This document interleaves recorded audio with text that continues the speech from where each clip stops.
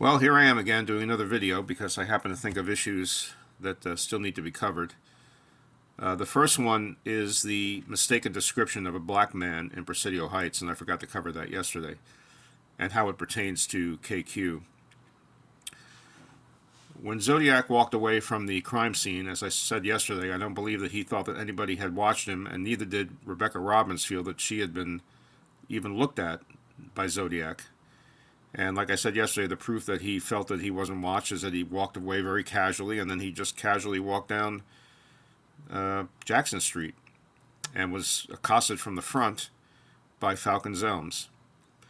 Now, the description that apparently went out that night, and I've had questions about whether this was just SFPD's way of covering up what Falcons Elms did or didn't do, whether there really was a description apparently of a black man that went out to the radio cars. But from talking to various people, especially in the last couple of years, I spoke to a guy who was a rank and file officer. He spoke very matter-of-factly about the description going out as a black guy. So I really believe that it went out as a black guy.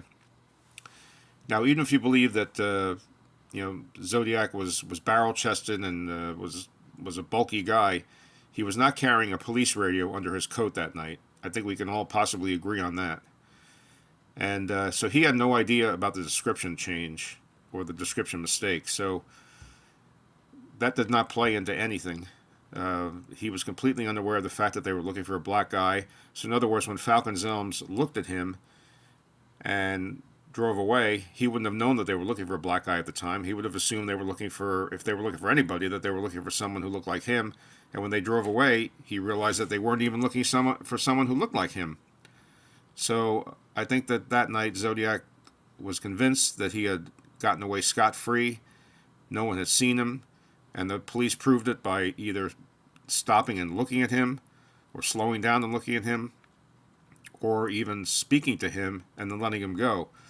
But I think if Falk's story about him walking up the steps to 3712 is true, I seriously doubt that they spoke to him, because the whole reason for him walking up those stairs, if he didn't live there, was to throw them off the scent and to make it look like he did live there. And he would have had no reason to do that if they had spoken to him and then let him go, because they would have already let him go.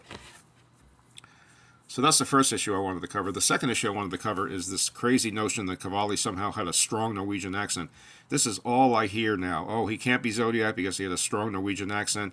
I think that this is a product of what I talked about before, with the assumption that Zodiac licked his stamps and envelopes because he sent them long before there was DNA evidence.